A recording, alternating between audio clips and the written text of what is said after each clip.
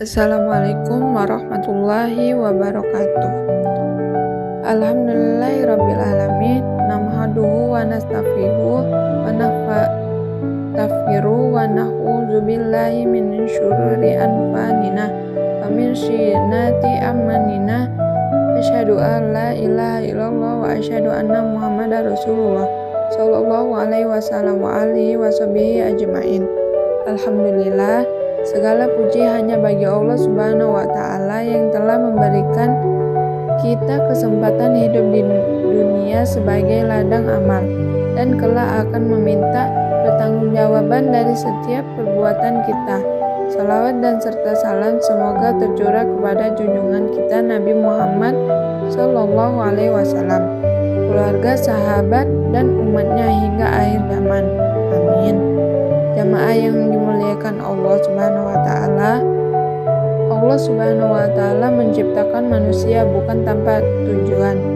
Dalam Al-Quran Al-Mu'minun surah 23 ayat 115, Allah berfirman, afahasiyu annama khalaqnakum wa basa wa annakum ilaina. Maka apakah kamu mengira bahwa kami menciptakan manusia main-main tanpa tujuan dan bahwa kamu tidak akan dikembalikan kepada kami? Menurut tafsir Al-Misbah, Quraish bisa menjelaskan bahwa ayat ini menegaskan hidup manusia bukan mainan tetapi amanah besar. Dunia hanyalah tempat sementara untuk membuktikan ketaatan kita kepada Allah Subhanahu wa Ta'ala, dan setiap amal akan diperminta pertanggungjawaban. Setiap langkah, setiap kata, dan setiap perbuatan yang kita lakukan di dunia ini memiliki konsekuensi. Kehidupan ini adalah ladang amal di mana kita menanam benih untuk dipanen di kemudian hari. Konsep pertanggungjawaban adalah inti dari ajaran agama dan mengingatkan kita bahwa tidak ada satupun perbuatan yang lumpuh dari catatan, baik yang terlihat maupun tersembunyi. Pertanggungjawaban di dunia terkait dengan interaksi kita dengan sesama manusia dan lingkungan, korupsi, ketidakjujuran, dan perbuatan zalim lainnya tidak hanya merugikan orang lain tetapi juga merusak ketaatan masyarakat. Hukuman di dunia, baik itu berupa sanksi hukuman maupun sanksi sosial, adalah cerminan dari pertanggungjawaban, namun pertanggungjawaban yang paling hakiki adalah pertanggungjawaban di akhirat. Dan dalam konsep pertanggungjawaban, manusia adalah hal yang fundamental. Manusia tidak diciptakan tanpa tujuan, melainkan sebagai khalifah atau pemimpinan di muka bumi.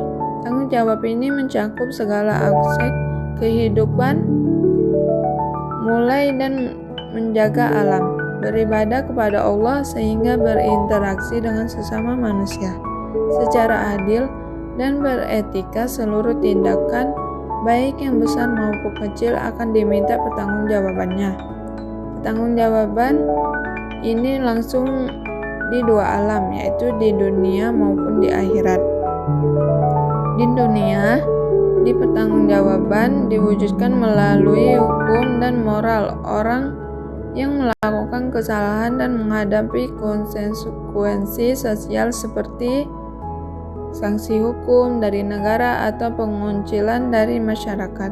Selain itu, ada pula pertanggungjawaban moral yang hanya diketahui oleh diri sendiri dan Allah Subhanahu wa Ta'ala, yang tercermin dari rasa penyesalan atau ketenangan hati. Namun, pertanggungjawaban terbesar terjadi pada akhir itu manusia akan dihadapkan pada pengadilan Allah, yaitu Yaumul Hisab, di mana seluruh amal perbuatan akan dipertimbang dan dihitung dengan seadil-adilnya, tanpa ada yang terlewat sedikit pun. Hadis tentang pertanggungjawaban berikut adalah hadis yang menjelaskan bahwa setiap pemimpinan akan diminta pertanggungjawaban.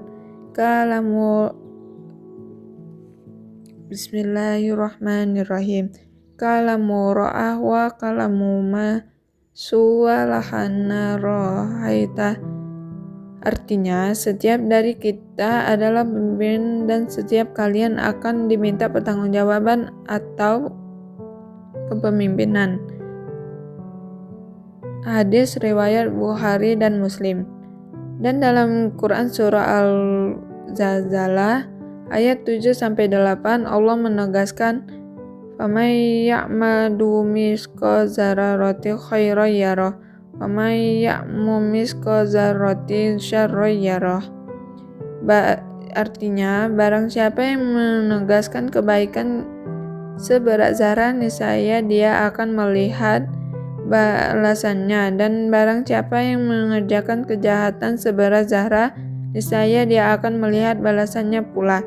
Ayat ini menegaskan manusia agar tidak meremehkan perbuatan baik maupun buruk, karena semua akan mendapatkan balasannya. Maka, jadikanlah dunia sebagai ladang amal dan memperbanyakkan kebaikan, menahan diri dari keburukan dan mengikhlaskan setiap perbuatan. Hanya karena Allah, sebab itu kelak di akhirat tidak ada penolong selain amal soleh kita sendiri. Semoga Allah menjaga amanah kita, memberikan kekuatan sehingga kita kembali kepada-Nya, kita tergolong hamba yang dimudahkan hisab-Nya. Amin, amin ya rabbal alamin. Semoga apa yang telah saya sampaikan dalam memberikan manfaat dan menambah keimanan kita. Sebagai manusia biasa, saya menyadari bahwa saya banyak kekurangan. Oleh karena itu, saya memohon maaf. Dan saya tutup kultum ini dengan membaca doa kafaratul majelis. Subhanakallahumma wa bihamdika asyhadu an la ilaha illa anta astaghfiruka wa atubu ilaik. Sekian dari saya. Wassalamualaikum warahmatullahi wabarakatuh.